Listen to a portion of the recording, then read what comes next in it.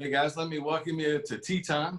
We're going to try something new today. This is pretty high tech because maybe you're seeing with me Nicole Arney. Nicole, can you wave?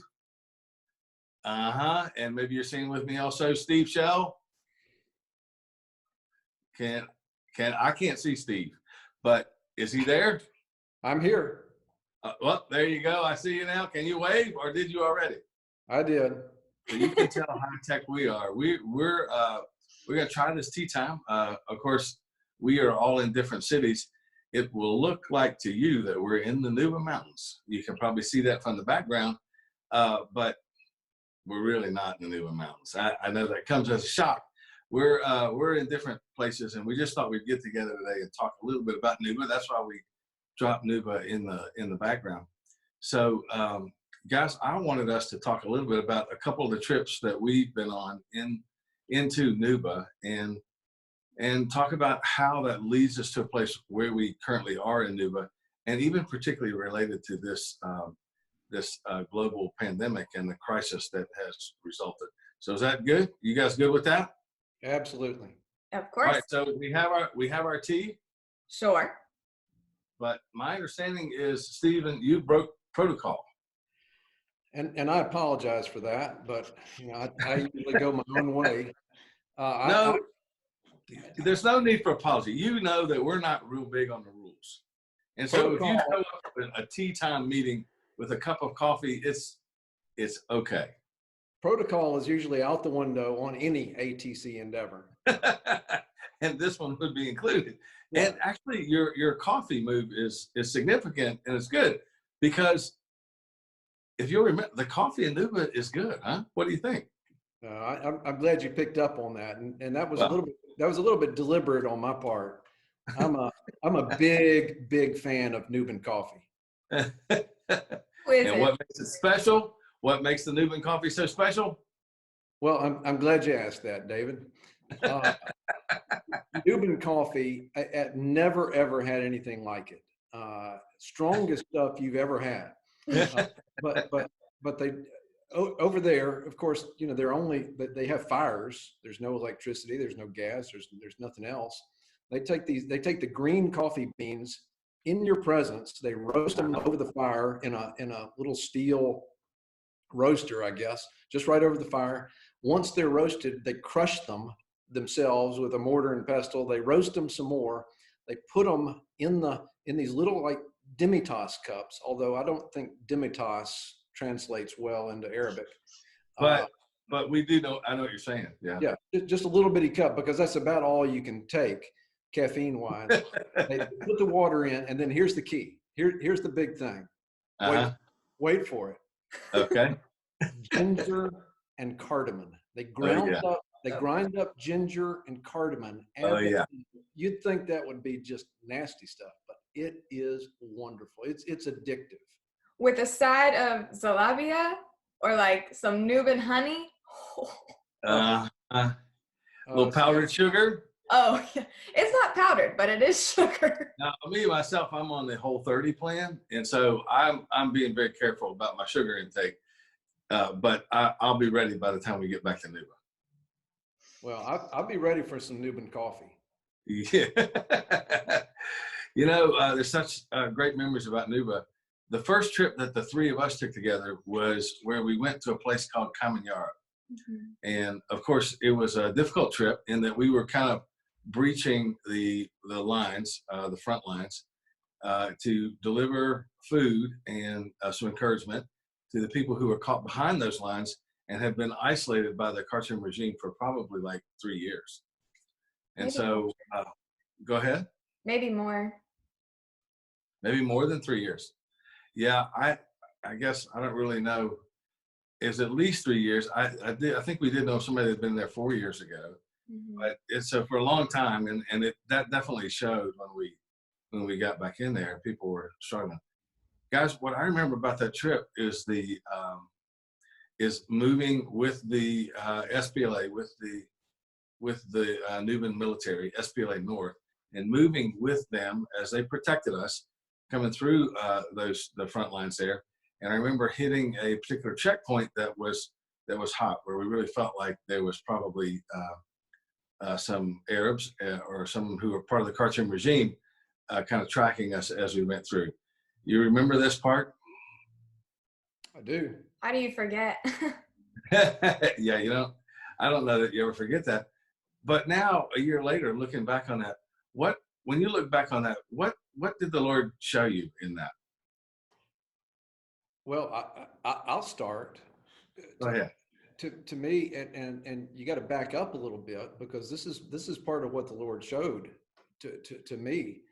The only reason that we went to Cawanero is that a couple of years earlier, I guess it was a couple of years, we had met with the chairman of the Nuba Mountains, the Abdul Aziz, what we would call the president.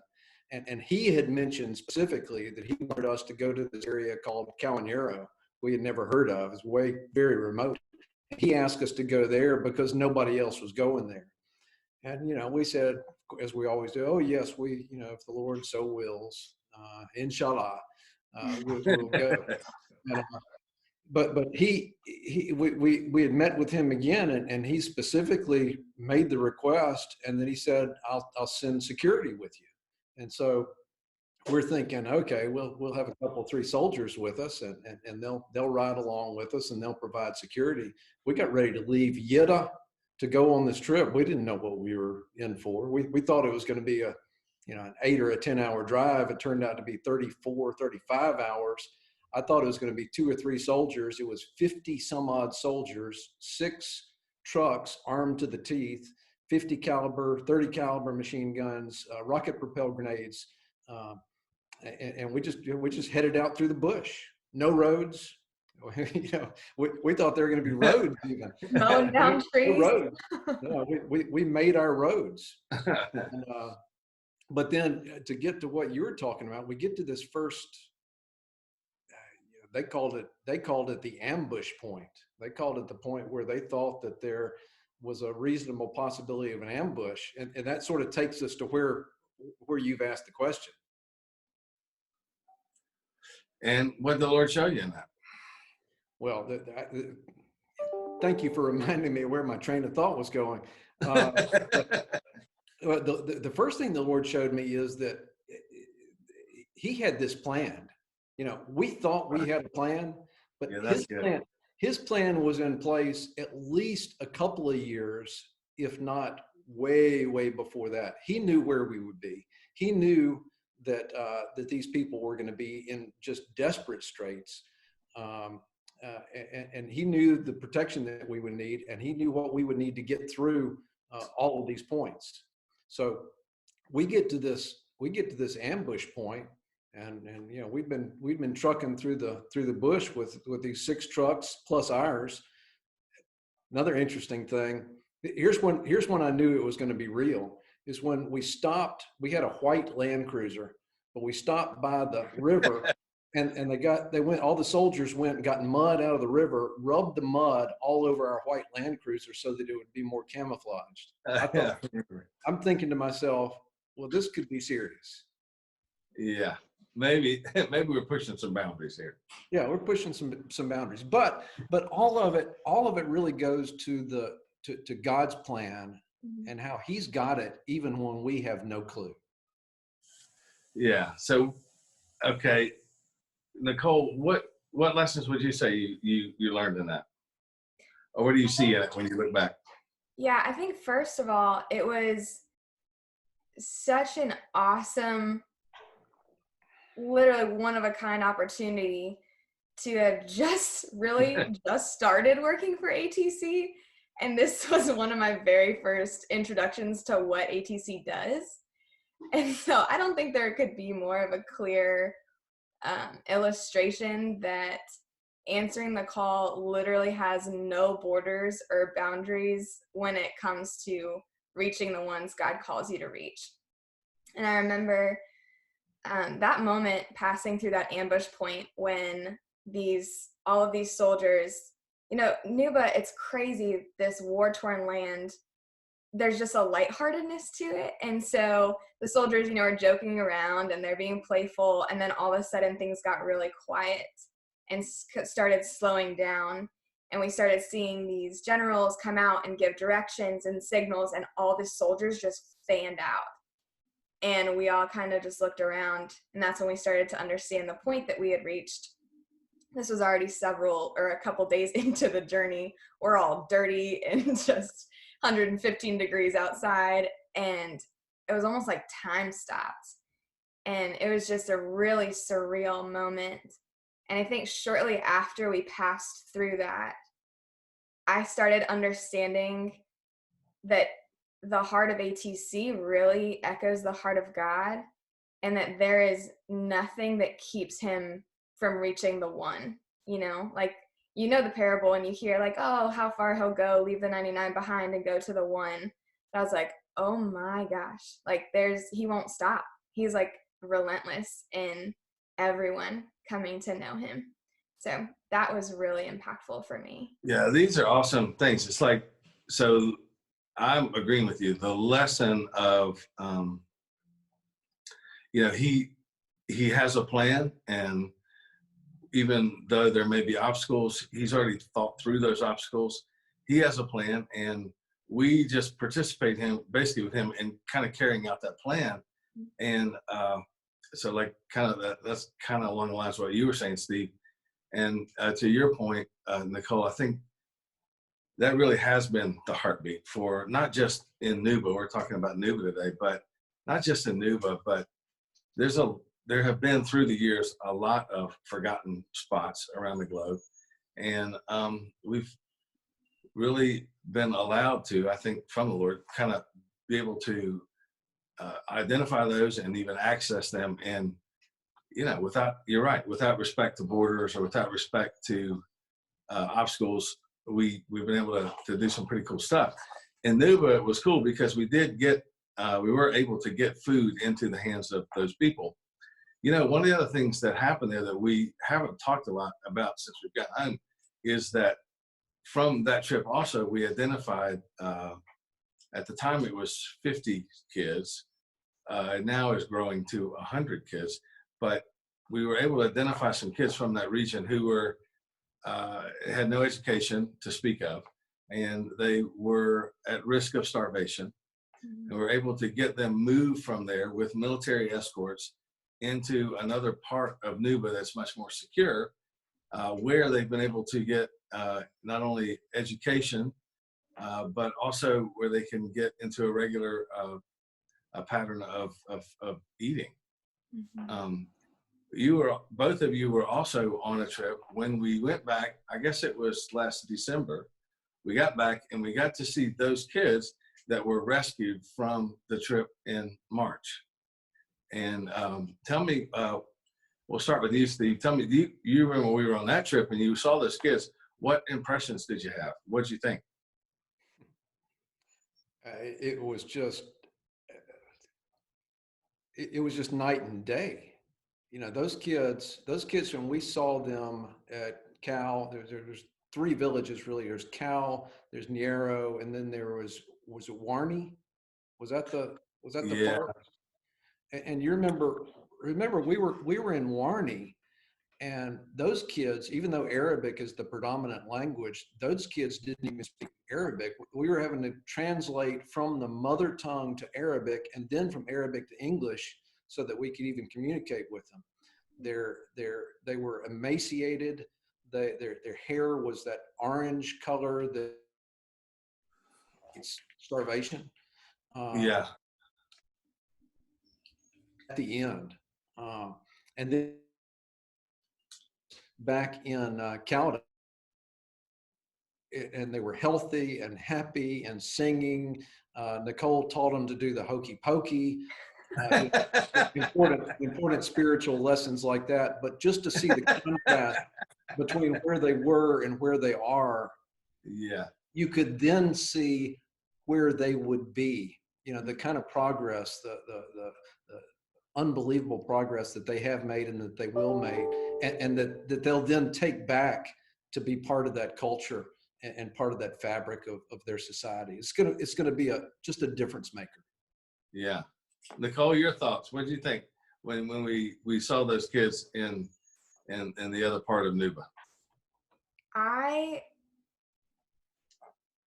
I honestly, it was a speechless moment because we didn't know that we were going to see them. And so I remember when we rolled up there, I just thought, we're going to another school. We were going to greet these kids and they looked so awesome. And they are in this more secure area. And so I was like, wow, these kids look great.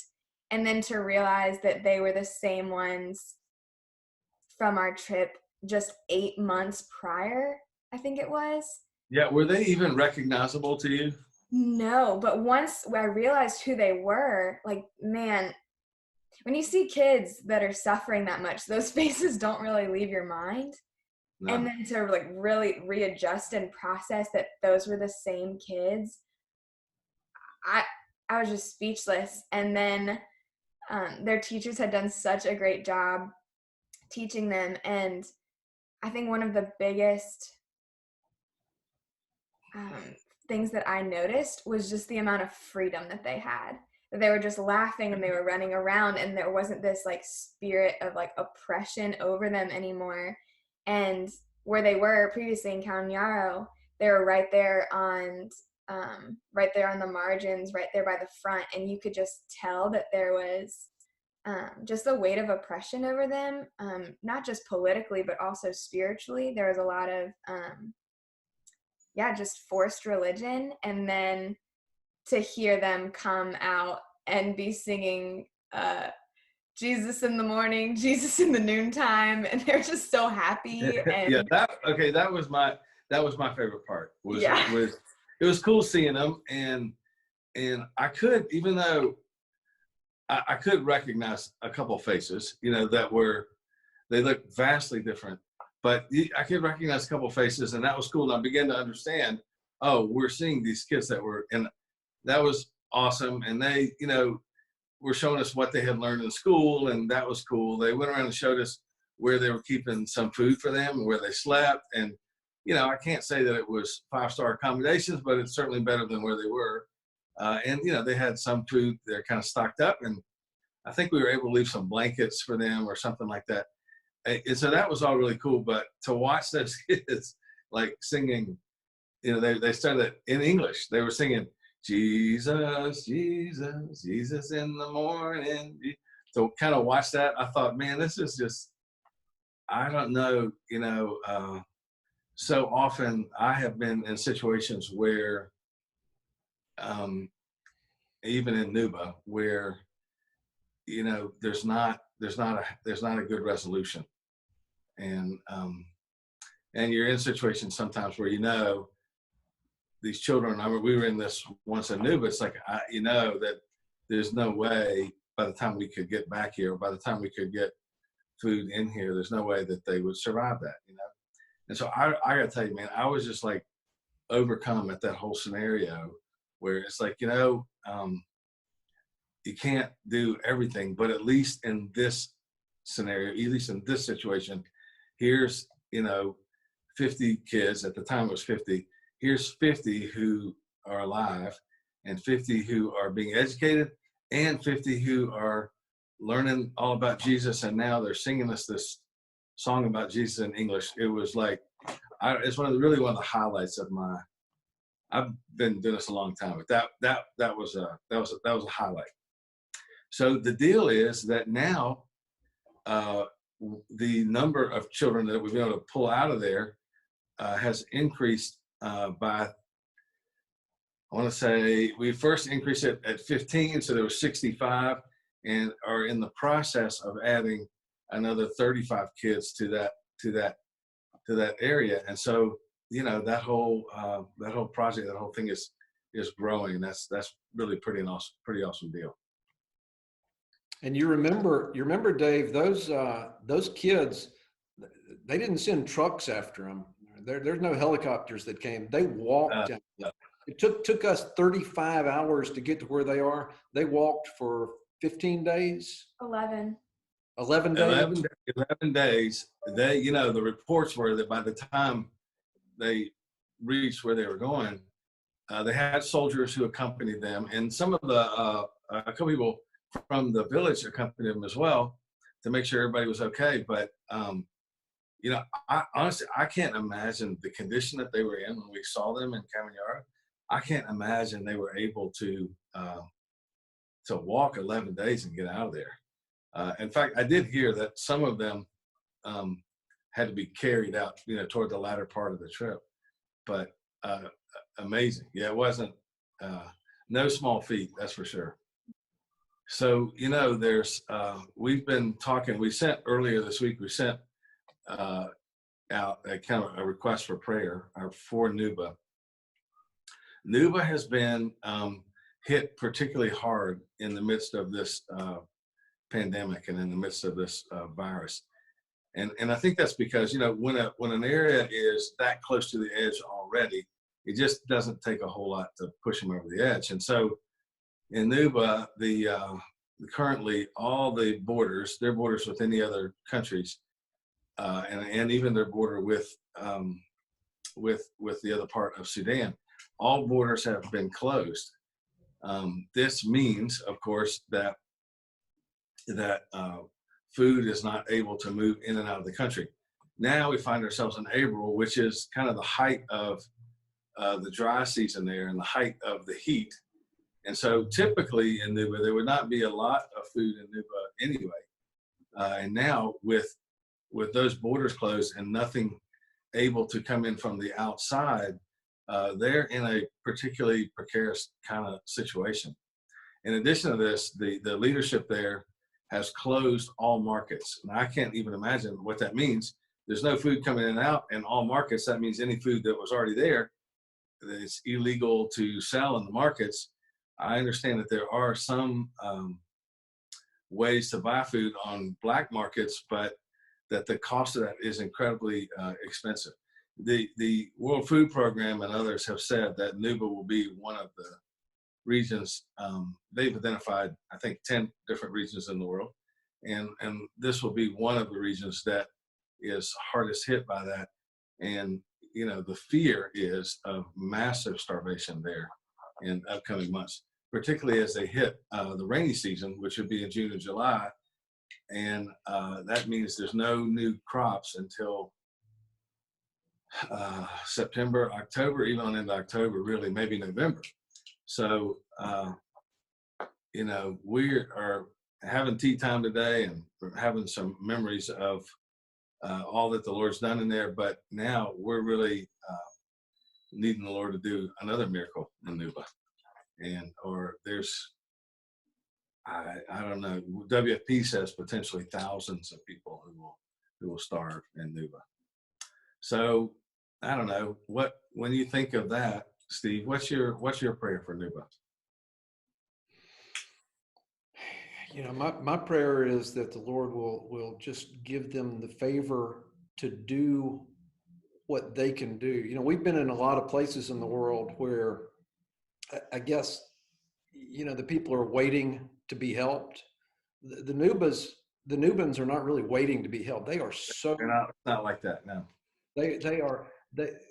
It sounds trite, but they're the ones that they need a hand up, not a hand out, and that's what they want. They just want the ability to determine themselves. They are such a strong people. Even at the same time, as Nicole said, they're lighthearted, they're fun, they're engaging, but they are their own people. They just want a chance, and so I just pray that the Lord will give them that chance to make something of themselves, which is their desire, and that he'll continue to give opportunities for the gospel, not only for their physical well-being, but for their spiritual well-being, because we see that as well. We see them. I see them. They're looking. They're searching. They want the right answers.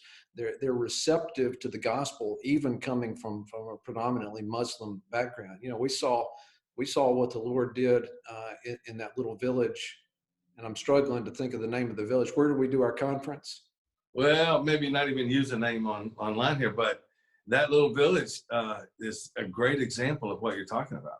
Yeah, yeah, and I did just remember it, and I won't say it here on. Thank you for reminding me of that. But we spent 5 or 6 days in there just doing a conference, which here in the States we would just take that for granted. They were they paid rapt attention.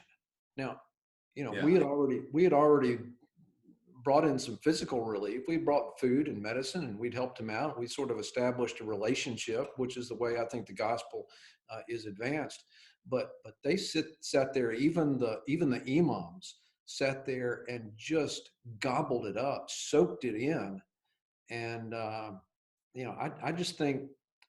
I think that Nuba as a whole is ripe for the gospel. And so my prayer is that God will first meet their physical needs that will enable them to attend to the more important spiritual, their need for Jesus. Yeah, and as you say, I appreciate that prayer request, because as you say that, we've worked in a lot of places, but it's like, it's almost in there as if like the time is now. Yeah. And there is a window where there's an openness to the gospel from it seemingly from all angles. And there's not just been openness to the gospel. There's been a response to the gospel being preached there, and a response to when we showed the film. And it's an area. It's really like in the midst of food shortages, it's an area that really, I mean, it's ripe for harvest. And there's some other guys in there who are indigenous to the community that are really beginning to kind of capitalize on the conference we did and some of those relationships. And so I appreciate you remembering that, because that the request for prayer that would include just the fruitfulness of the gospel that's been preached there and that will be preached there. That's awesome. Nicole, when you think about it, what's your prayer request for Nuba? I think 1000% agree with Steve. I just, like, God is constant is what I keep remembering, and just as how he remembers those who have felt forgotten. I pray that they remember that they aren't forgotten by him in particular, that those borders don't keep him out when they close down. And obviously I want their physical needs to be met, but exactly what you're saying, I think this is a time of, like what we talked about at that conference before we went to Kilimanjaro, this is a time where they are rebuilding and there is revival happening. And so in addition to people just being met by Jesus, and like we were even hearing people being met by him in like their dreams, and just having really powerful moments where they're recognizing God in their lives, I'm also hoping that this brings about unity between villages and across faiths in a really powerful way, because they're all experiencing a similar struggle, and hopefully that helps some more of those even internal borders kind of come down and become more of a people, because like Steve was saying, they're so hardworking and they are just really brilliant. And I can only imagine what happens when they really begin to work together. Yeah, you touched on something that I haven't really thought of that's excellent. And that is, the barriers that have existed internally in Nuba, and the barriers that have existed between parts of Nuba that are controlled by Khartoum, and then parts of Nuba that are controlled by where we go, that are controlled by the SPLA North. Maybe this is a time to pray real specifically that even in the wake of the tragedy of what coronavirus has been and has meant for them, that even in the wake of that tragedy, that the Lord would use this. What I've learned, man, through the years is it's like you can see these horrific situations and horrific things. And I really come to a place of peace, understanding that, like, even in that, like, God is like so good that he'll move. I don't think he brings it, I don't think he causes it, but that he will move in it in ways we can't really, maybe we couldn't project or understand. And so I think you're right. You're really tapping on, this is a good time to be praying for Nuba, that the barriers that have existed between Muslims and Christians, or the barriers that have existed between SPLA North controlled areas and Khartoum's controlled areas, that stuff be wiped out, so that together in unity they can come and deal with this problem head on. So thank you guys for sharing those. I'll mention before we close, one of the really cool things, we're talking about like what the Lord's done.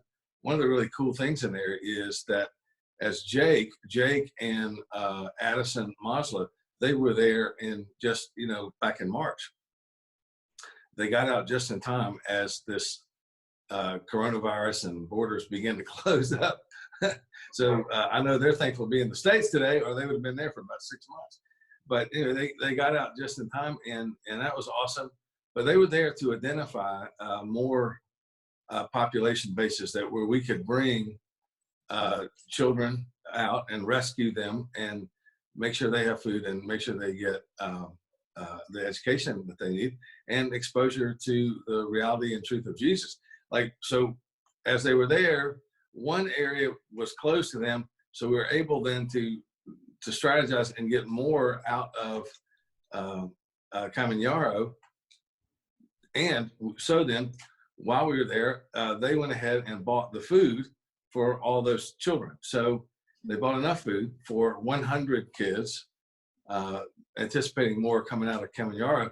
And they bought that, and there was enough food purchased that those kids, in the midst of this pandemic, will be okay. There was enough food purchased that will last them actually through the end of the year. And I think that's kind of cool. It's a small thing in a way, but you know what? It's not a small thing if you're one of those kids. And it's a small thing in a way, but it's a big thing also in that, it's another display of what you talked about earlier, Steve. It's another display that God has a plan. He has a design. Sometimes we jump in on his plan and it goes just like we think. Sometimes we jump in on what we think is his plan and it goes differently, but you can see, no, it was his plan. And I think that's what I see from the trip last March is the ability to, and the reality of leaving that food in there to provide for these kids to the end of the year, and them having it in place when all this hit was really an amazing providence of God, and an amazing, just an amazing way he cares for 100 kids. What you said, I really resonate with, Nicole. It's like there are no barriers. There's no, he's relentless about his pursuit of the one, or he's relentless about his pursuit of these 100 kids. So all good stuff, guys. Enjoy the rest of your tea. And coffee. All right. Steve-O, enjoy your coffee down there, bud. Yeah, let me mention one other drink from Nuba. Do you remember the Bao juice? I love the Bao juice. Right over my right shoulder is the Bao tree. Those trees are so awesome. They're huge. They would pull that fruit out of there and they would grind it up and put it into and make a juice out of it. May have saved my life in Kilimanjaro. I remember the Bao juice from when we went to eat at somebody's house in Calda. I was able to scarf about 5 or 6 glasses of that stuff. I kind of snuck it. Amazing.